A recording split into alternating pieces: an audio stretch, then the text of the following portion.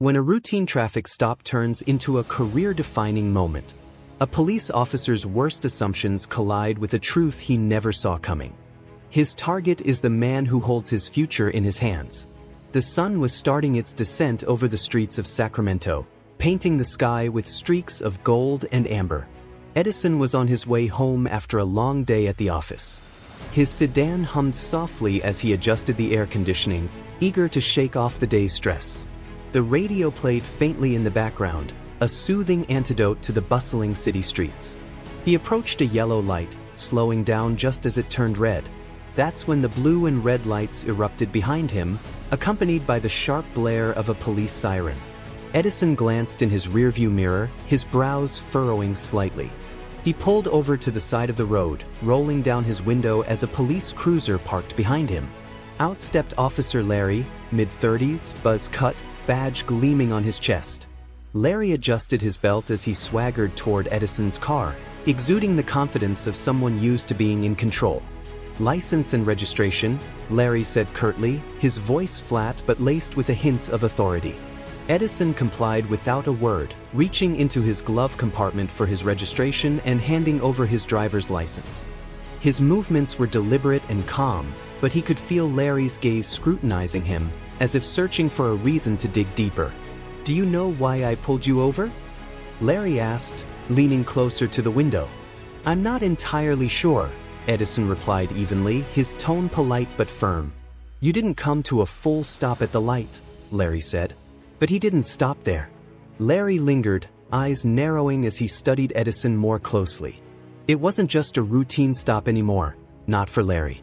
His posture shifted subtly but noticeably. He had already decided this was more than a minor infraction. "You're not from around here, are you?" he asked, glancing at the license in his hand. Edison hesitated for a fraction of a second before replying, "I moved here a few months ago. My address is on the license." But Larry wasn't really listening. His questions took on an edge, suggesting this wasn't about a traffic violation anymore. Edison's calm demeanor seemed to work him. Larry leaned in closer. "Where were you headed in such a hurry?"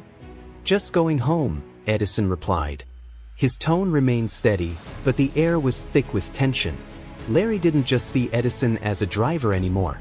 He saw something else, something that, in his mind, warranted suspicion. Edison could sense it, but he didn't flinch. Little did Officer Larry know, Edison's calm exterior wasn't naivety, it was control. This was just the beginning. Larry took a step back, folding Edison's documents with exaggerated slowness before tucking them into his chest pocket. He straightened up, his expression shifting into something faintly smug. "Step out of the car for me."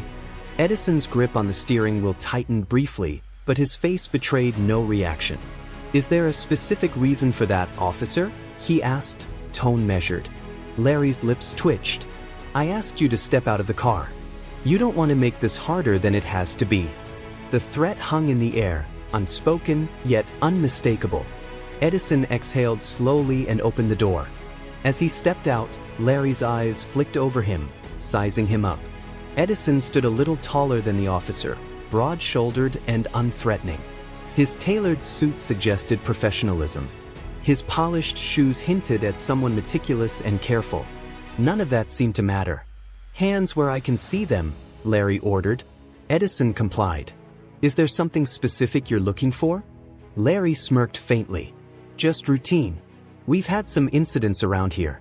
You can never be too careful." "Incidents involving men in business suits driving sedans? Or does this have more to do with something else?" The question landed like a punch.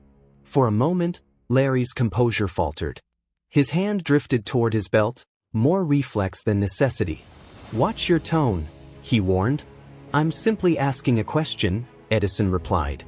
His voice held no defiance, just a quiet firmness that seemed to unsettle the officer. Larry leaned in, eyes narrowing. "You seem awfully familiar with how this works. You got something to hide." Edison let the silence stretch. "No, officer. I just believe in being clear about the reasons for an interaction like this. Transparency, you know?" Larry scoffed but didn't reply. He stepped back, pacing a small circle in front of the car. Edison wasn't reacting the way most people would. No fear. No stammering. No nervous fidgeting. Control. Poise. Calm that put Larry on edge. "You seem pretty confident," Larry muttered. "Like you think you know what's going to happen next." "Confidence isn't the issue here, officer," Edison said. "Respect is." Larry froze for a second, then turned to face him. His smirk was gone, replaced by something sharper. "You seem to know a lot about what I can and can't do," he said. "Care to explain why?" "I've had my fair share of interactions with law enforcement," Edison said.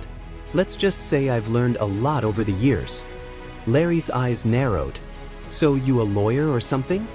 Edison smiled faintly. "Or something." The ambiguity irritated Larry.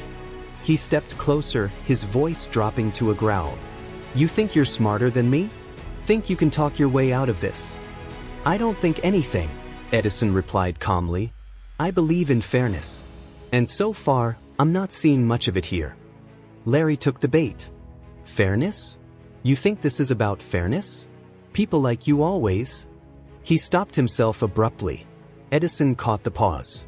A subtle shift in posture. An unmistakable signal. "People like me?" he asked, voice soft but charged with meaning. Larry bristled. "You know what I mean."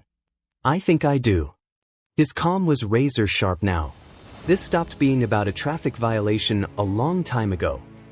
Larry opened his mouth, but the words didn't come. For the first time, he looked uncertain. Then Edison spoke again. "Officer, I think it's time you know who I am." Larry's irritation resurfaced.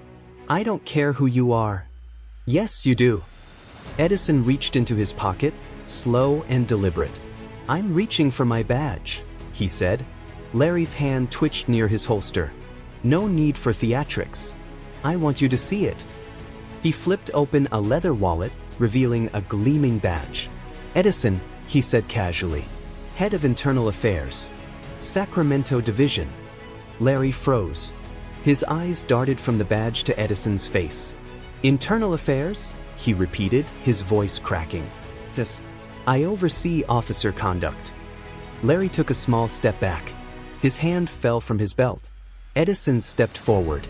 "Do you know the most troubling part of this interaction?" he asked. Larry didn't answer. He looked like a man who had just realized he'd walked into quicksand. "It's not the profiling," Edison said. "Not even the escalation. It's that you did all this without even realizing who you were talking to. Because I didn't fit your idea of someone deserving respect." The weight of those words hit Larry like a freight train.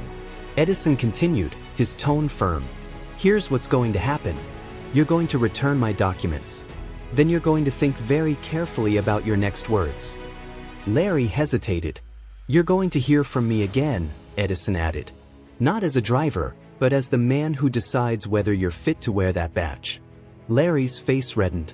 He handed over Edison's license and registration, hands trembling. Edison took them, stepped to his car, and paused. "Remember this, Officer Larry," he said. "The badge doesn't make you better than anyone. It makes you accountable to everyone." As Edison drove away, Larry stood in the fading light, his confidence shaken. The next morning, Edison sat at his desk at the Internal Affairs Division. A file lay open in front of him. "Officer Larry. Prior complaints. Minor infractions. Red flags ignored." His assistant, Sarah, entered with a stack of reports. "Morning, Mr. Edison. Got the misconduct summaries. Also, Chief Sammy wants to remind you about the review next week." "Thanks, Sarah. Can you also schedule a meeting with Chief Sammy this afternoon?" Sarah paused, sensing the seriousness in his voice. "Of course." Later, Edison sat across from Chief Sammy, a seasoned veteran with a no-nonsense demeanor. "This isn't just about Officer Larry," Edison said. "This is about a culture that lets this happen. And we need to fix it." "I assume you have a proposal," Chief Sammy said. "A full department review. Training. Protocols. Accountability. All of it." Chief Sammy sighed. "You're going to ruffle feathers." "Good," Edison replied. "It's about time someone did."